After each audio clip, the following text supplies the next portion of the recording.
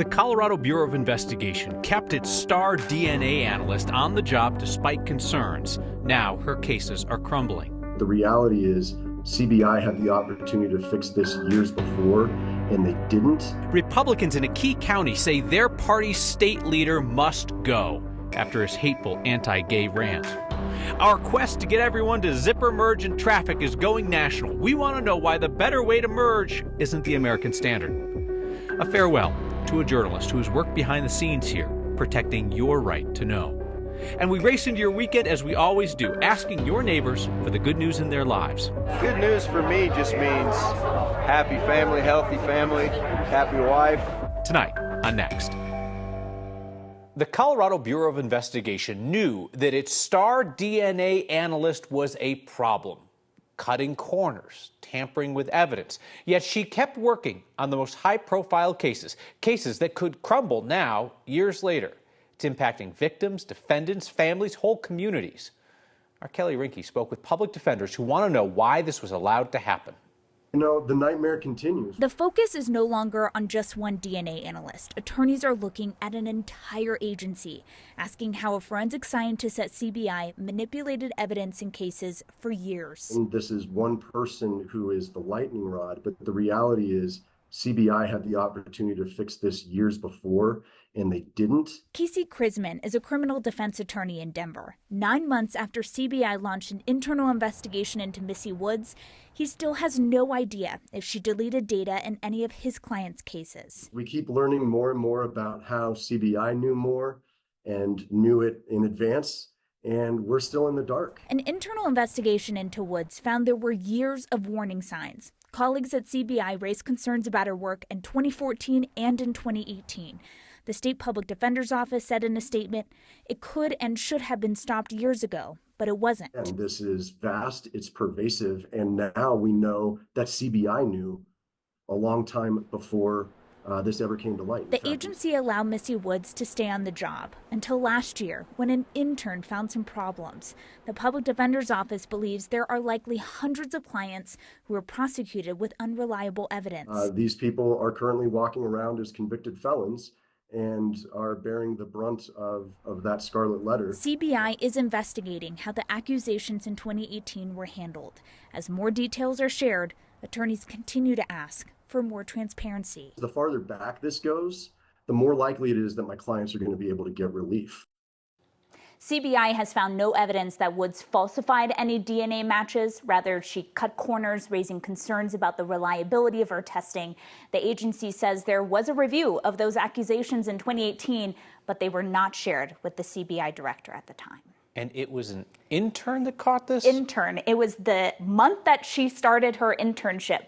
She was doing a research project on sex assault cases, noticed something funky with some of the work and realized it was involving Missy Woods, told other people, and then they ultimately said, okay, we're going to look into this. And it was an intern who started not only an internal investigation, but a criminal investigation as well. And we're still waiting to see if that will be handed over to the DA's office. It hasn't yet.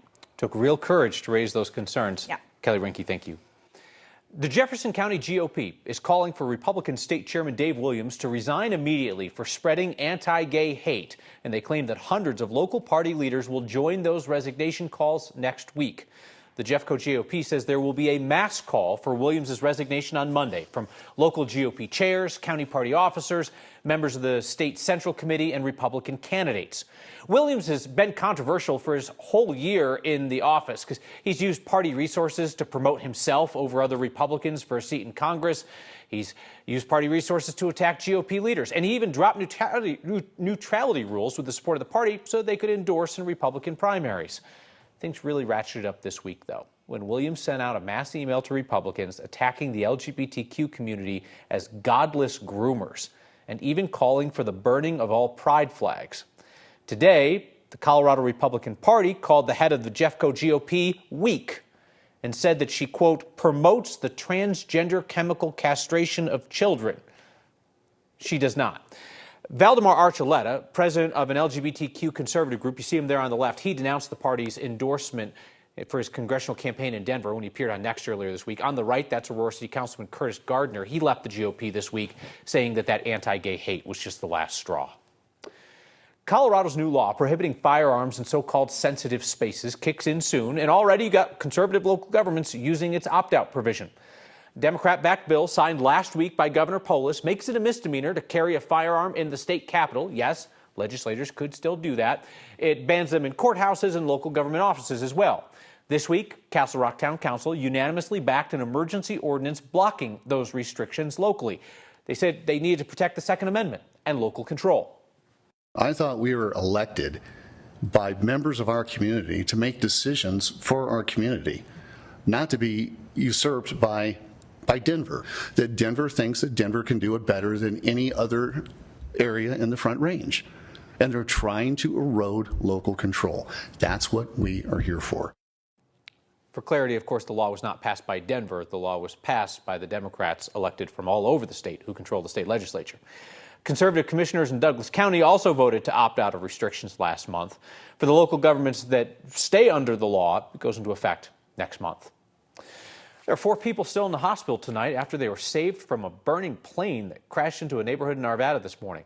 The National Transportation Safety Board's out there now for what they predict will be an extensive investigation.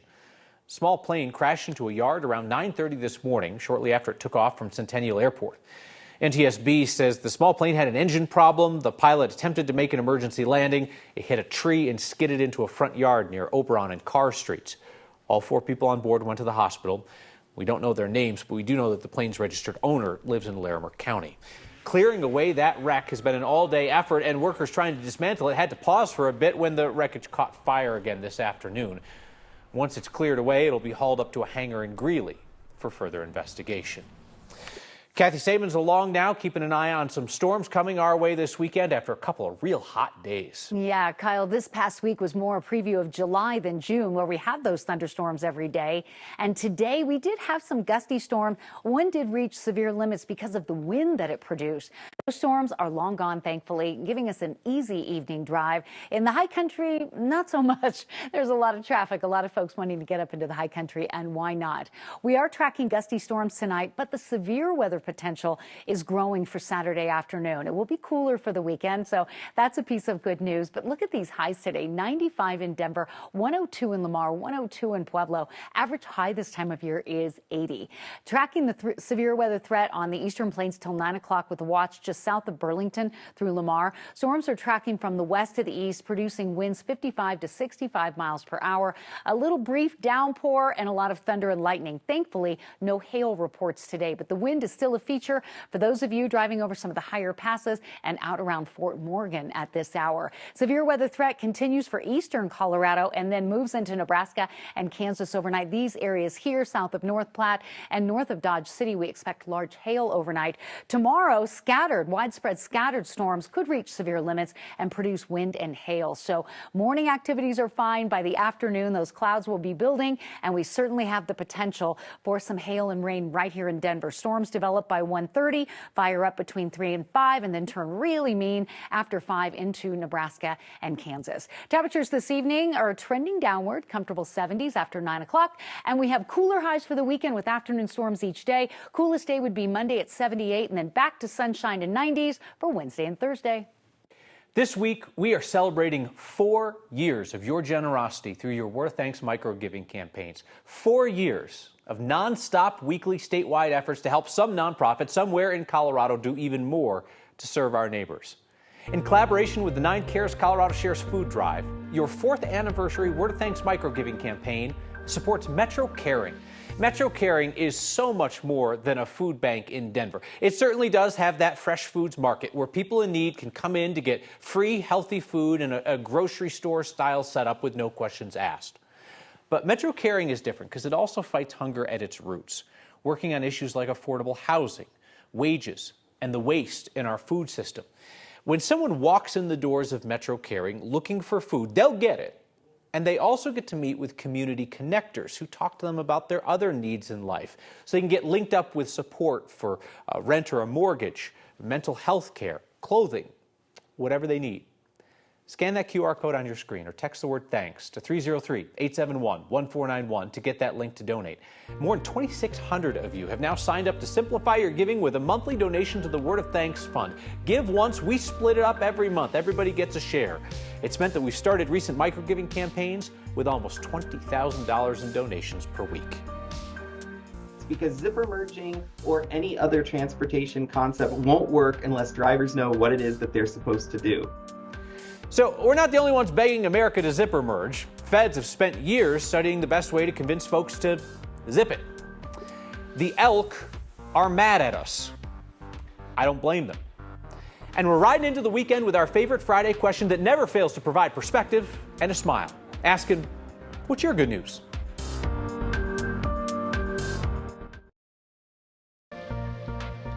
It's a sign. Zipper merging needs better signs.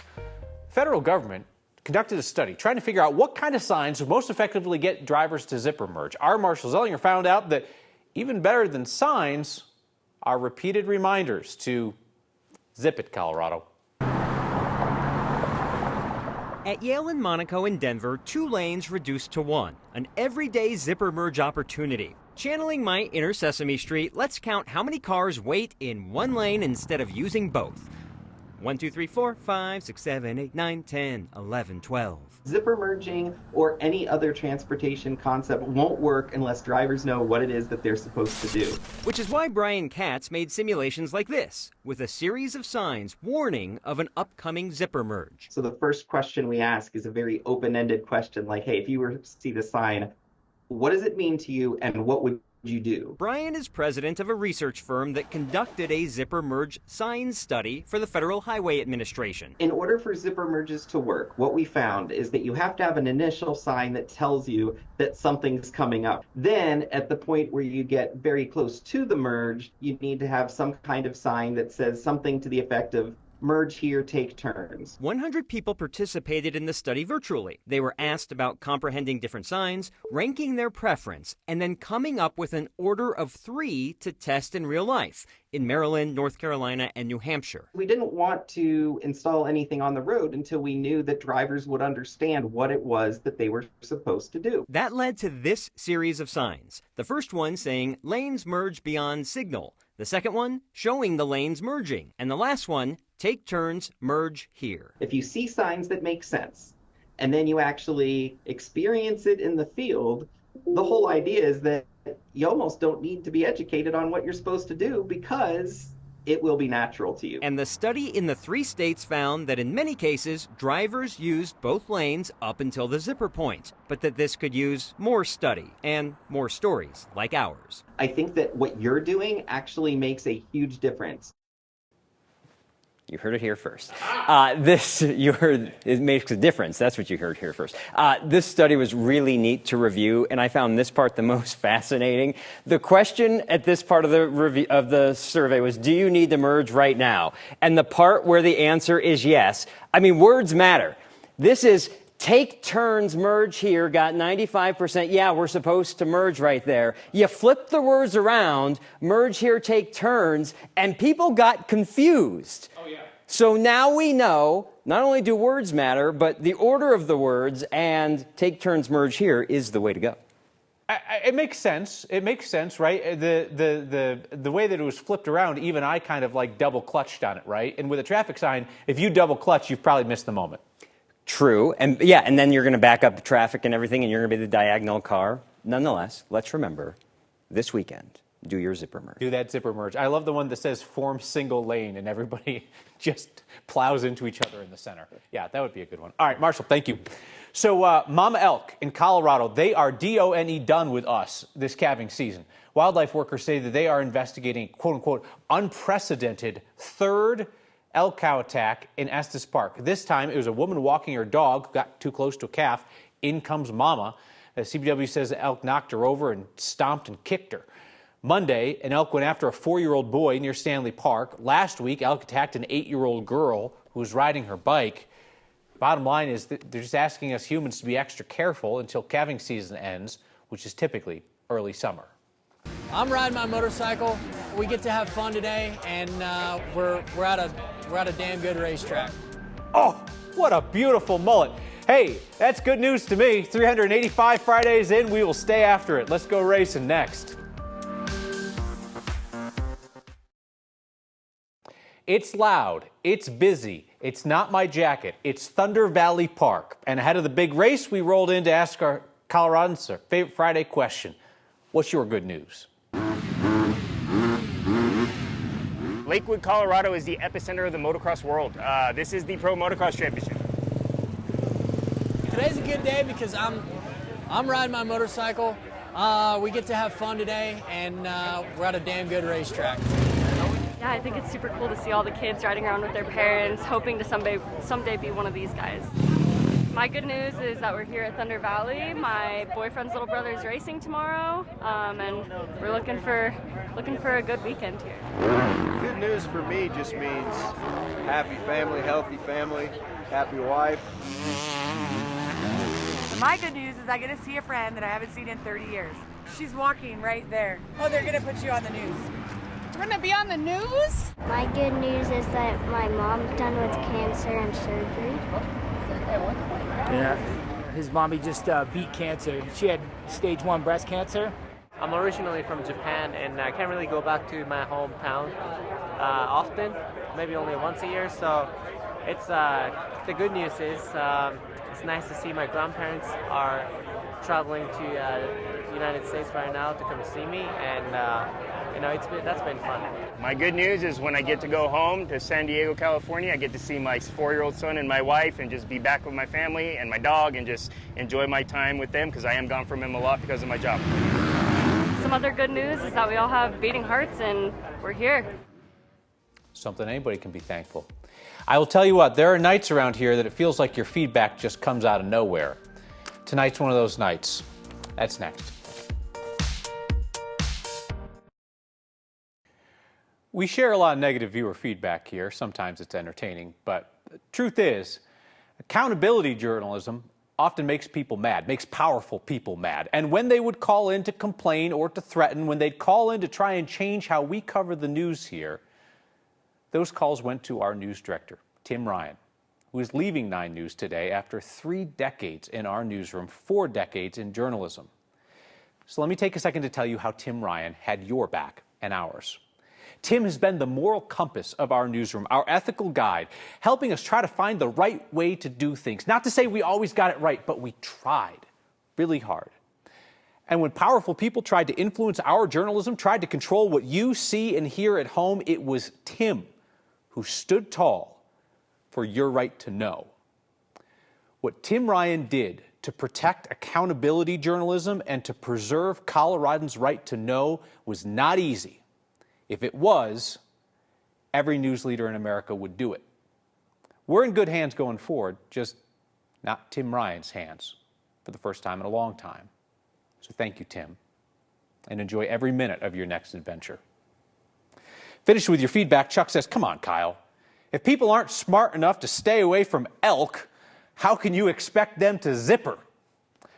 Chuck, well done by tying the whole show together in a bow, and I suppose that's probably quite fair. And then Rosalind will finish us up for the week. She says, the problem with zipper merging is not how to zip. The problem is when you do zip, the other driver thinks you're a prick. I don't know if I could say that on TV. I suppose we'll find out if you see me next time.